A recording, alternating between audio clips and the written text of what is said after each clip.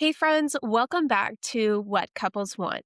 This is the podcast where we don't just talk about weddings, we talk about how couples are actually making decisions, what they're asking, what they're hesitating on, and finally, what this tells us about where the industry is heading. This week specifically, the week of January 15th, feels like kind of a turning point. And not in a flashy way, not in a new trend alert way, but in a quiet, noticeable shift that we think matters way more than anything going viral right now. Mid-January is always really interesting because the proposal wave has pretty much already happened. By January 15th, most couples who got engaged over the holidays have announced it, picked the date range, saved a lot of content, and then kind of just paused.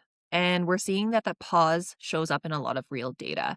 So Google Trends historically shows that the vendor name searches spike in early January. But by the second and third week of that month, how to choose style searches increased by roughly about 20 to 30% compared to the first week of the year. Things like how to choose a wedding photographer, what matters most when planning a wedding, the timeline for booking wedding vendors is really popping up. So less of the book now and more of the help us decide. That's exactly the energy that we're pulling into this week. Here's the shift that we're seeing in real time. So this week, couples aren't rushing to inquire. Instead, they're reading, observing, they're asking better questions. We're seeing that more couples are turning to AI tools and long form content instead of Instagram captions. What they're asking isn't about deals or trends. Instead, it's more about alignment. They're asking who gets us, who understands the pace that we want, who isn't just selling, but actually thinking about the product that they produce. This is the editing phase of wedding planning. So we're going to kind of touch base on the design and aesthetic behavior. This lines up with what we're seeing on most platforms like Pinterest and any long save behavior. January saves skew away from the bold color stories and large installs and more towards the neutral palettes, the editorial table detail, the intimate dinner settings, and that minimal floral design. Pinterest's internal seasonal data consistently shows that the quiet, timeless wedding searches really just outperform trend-driven aesthetics in January, especially among couples planning about 12 to 18 months out. So when a couple says timeless, what they really mean is this still needs to feel right when all of the noise fades. Photography questions are especially getting smarter. Couples aren't asking, do you shoot candids? Instead, this week, they're asking, how do photographers make decisions? That matters because it lines up with a broader behavior shift. According to recent consumer behavior studies across the creative services, buyers are 40% more likely to choose a service provider who explains their process very clearly versus the one who just shows the outcomes. That's huge. Couples want to understand when you intervene, when you step back, how you decide what's worth remembering.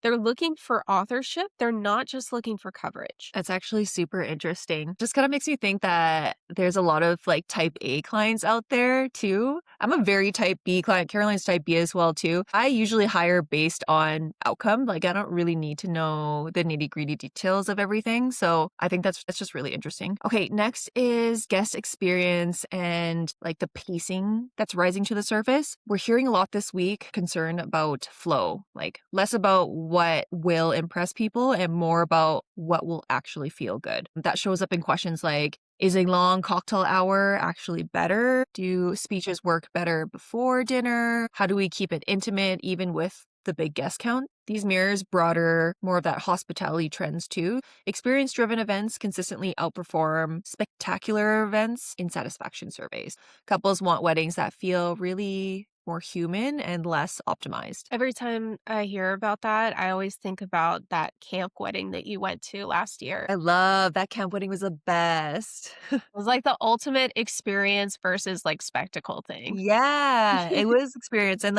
she spent 10K on her wedding, That's wild. which is so unheard of. Given she did pretty much everything, but it was an experience that will always stay in my mind. Yeah, there's something about sleeping in bunk beds with your friends that just really make it better than having a really fancy cake.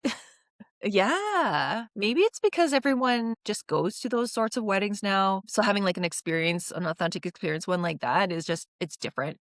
Couples are talking about spending differently. It's subtle, but it's very important. This week, they're avoiding language like cheap or expensive. Instead, They're talking about value, longevity, what they'll still care about in 10 years, and statistically, education based content converts better during this phase. Buyers in the consideration stage are significantly more likely to engage with long form, explanatory content than promotional messaging. In other words, explain your thinking and then couples lean in, push urgency, and they pull away. What this means for vendors right now, this means that it's not a hard sell week.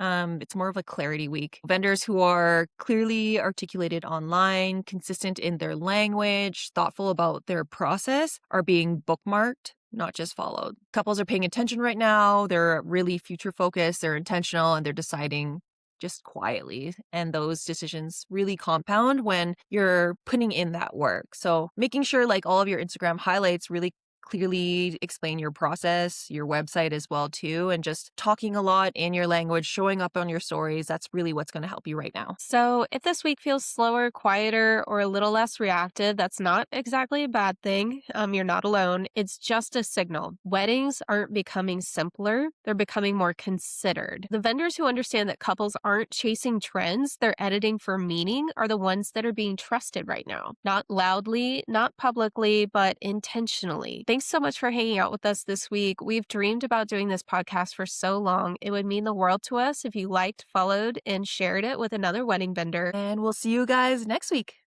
Absolutely. Bye.